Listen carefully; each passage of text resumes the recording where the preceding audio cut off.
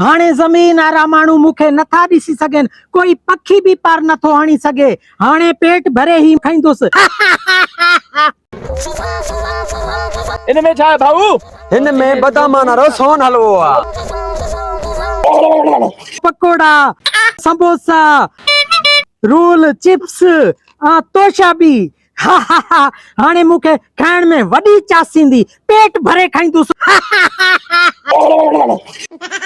एडा को बुखिया हो जा, पर सोन हलवे के ॾिसी के मिंट में गुगुलू कयो तावे। उस्ताद मिठो आ, मूंखे वणंदो आ, मिठो ॾाढो वणंदो आ। तोखे ॾाढो वणंदो त ॿिया बि आहिनि, सभिनी खवाईंदुमि।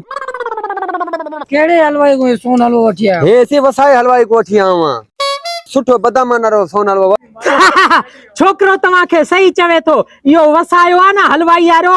इन जे सोन हलवे में देसी घी ऐं बादाम जरूर हूंदा आहिनि। काॾो आवाज अचे थो? ये आवाज काथा ईंदी बे? ये पंजे अचनि था साम्हूं, इन्हनि पंजनि खे मां फासायां थो। आओ सोन हलवो, इनखे खाइण में त मूंखे वॾी चासींदी। वो भैरो, हेॾे होॾे वणण वारी का छा था ॾिसो? हेॾे मथे तको, मूंखे लायो हेठि।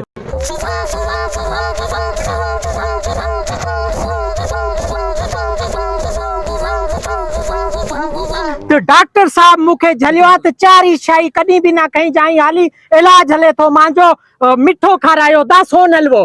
बे सबर कर, पहिरीं असां पोइ शइ खाई वठूं, पोइ तोखे असां सोन हलवो ॾींदासीं। चाराप खाई वठो, सोन हलवो मां बाद में खाई वठदो।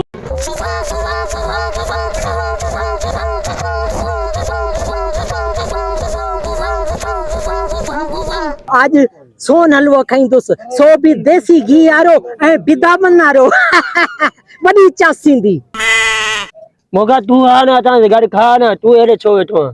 खाधो पीतो इहो सॼो मटीरियल ख़तम करे छॾो, मां बाद में सोन हलवो खाईंदुसि। जेकॾहिं मां इहो खाधो पीतो खायां, पकोड़ा समोसा, मुंहिंजी तबियत त वेंदी बिगड़ी। मां पोइ सोन हलवो कीअं खाईंदुसि? सोन हलवो मूंखे पेट भरे खाइणो आहे। पंहिंजे इन समूरे ॻोठ में आहिनि त इहे पंज ई सुन्या। सोन हलवो इन्हनि जे पिड़ काॾां चढ़ी वियो हलवाई वारो। मां पाण हाणे खाई मज़ा कंदुमि सोन हलवो। वॾी चासींदी मोगा, लह थी वेंदी। हे सॼो चारो मटीरियल तव्हां पंज ई खाई विया, हाणे सोन हलवो मूंखे ॾियो न।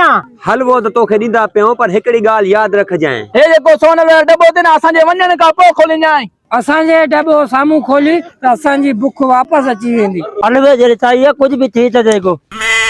तव्हां पंज ई हलवो मूंखे ॾेई इत्मीनान सां पंहिंजे घर हलिया वञो।